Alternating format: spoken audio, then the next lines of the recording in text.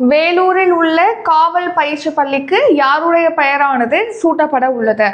Answer option B, Velu Nachiyar. நாடாளுமன்ற உறுப்பினர்களுக்கான தொகுதி மேம்பாட்டு நிதியாக மத்திய அரசு எத்தனை கோடி வழங்குகிறது? ஆன்சர் ஆப்ஷன் பி, 5 கோடி ரூபாய். எத்தனையாவது ஜிஎஸ்டி கவுன்சில் கூட்டத்தில் வரி விதிப்பு வரம்புகள் மாற்றி அமைக்கப்பட்டன? ஆன்சர் 56வது ஜிஎஸ்டி கவுன்சில் கூட்டம்.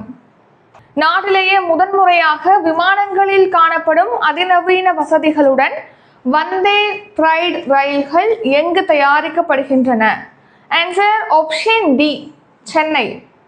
தமிழக ஆவண காப்பகம் எந்த ஆண்டு முதல் செயல்பட்டு வருகிறது?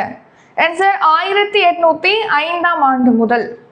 தேர்தல் ஆணையத்தில் அரசியல் கட்சிகள் எந்த சட்டத்தின் கீழ் பதிவு செய்கின்றன? ஆன்சர் மக்கள் பிரதிநிதித்துவ சட்டம் 1951.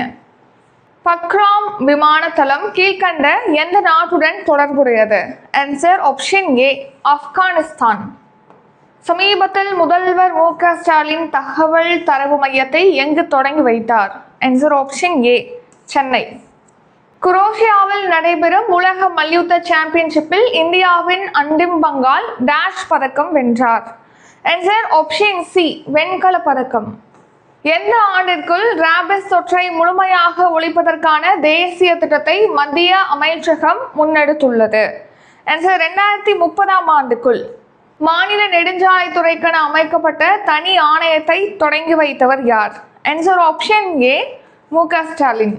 2026ஆம் ஆண்டு ஆஸ்கர் விருதுக்கான இந்தியாவின் அதிகாரப்பூர்வ தேர்வாக எந்த திரைப்படம் தேர்வாகி உள்ளது? Answer home bound.